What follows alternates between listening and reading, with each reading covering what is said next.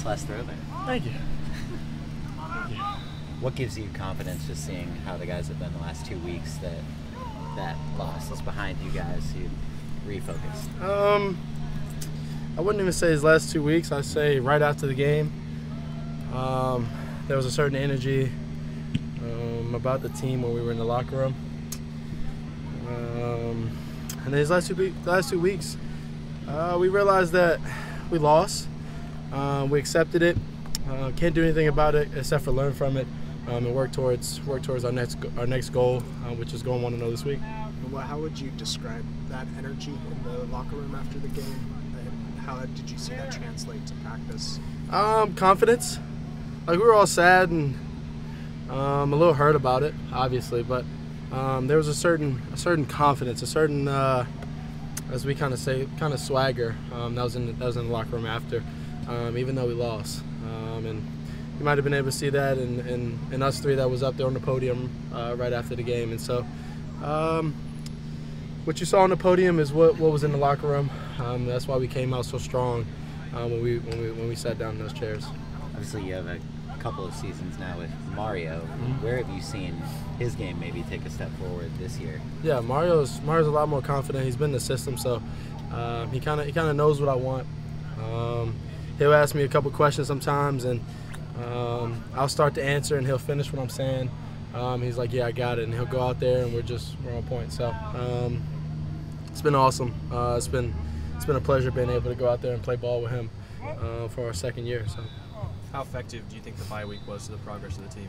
Well, I think especially after a loss, I think it was really effective. We give a couple guys, some time to rest. They had a few injuries in the Utah game, and then we get to just work on being consistent. In the middle of the season, it's huge to get a chance to be able to work some consistency in some of our base things on and off the field. So I think it's huge for this run we're gonna have. For you personally, what was kind of the purpose served for the week off, not just on the field but off the field? Make sure that I get back on track mentally and physically after what went down in Utah, and then make sure I'm leading these guys because like I said, we got a run to make, and it's gonna be pretty awesome. Guys like Michael Jackson III and Kyron stepped up at Utah. What have you seen from them progression-wise, and some of the other receivers? I know Mario and Jordan get a lot of the attention, but some of the other guys. Yeah, all of our guys work. They work really hard.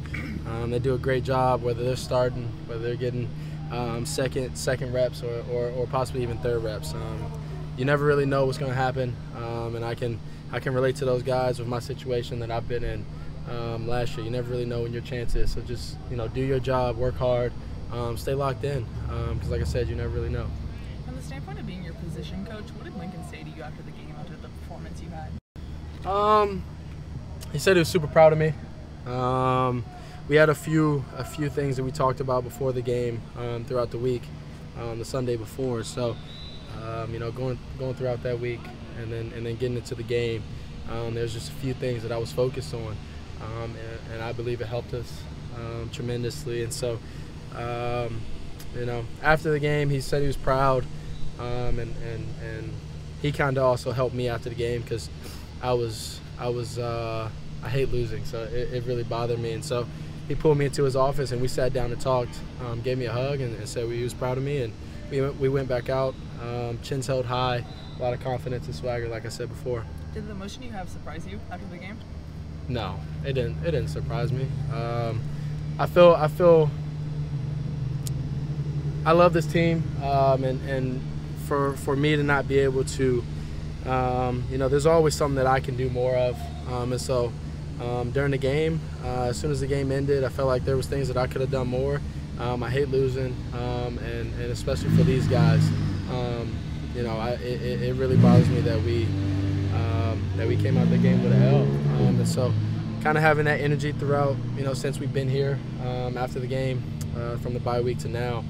Having that energy and that passion of not wanting to lose, not wanting to have that feeling again, has been shown. There was a lot of talk during the preseason about blending the new guys with the returners. First taste of adversity that this group has gone through together. How did you see that how did you see the group together respond in terms of that? Yeah, we said this actually before the game, and it's something that's stuck with me since. And I said it right after we lost, when I came back out and chin held high, and knowing that I got to go lead these guys, is one of our coaches said before our game. He said, it can't be a great book or a great story without some adversity in it. It just that's what makes a great story and a great book. So that's kind of the message that we've been giving the guys and myself. So can't make a great book or great story without a little adversity. So we're going to respond, keep our chin held high. We got punched in the face, we're going to get back up and go punch somebody else in the face. Thank you, Caleb. Awesome. Thanks, Caleb. Thank you.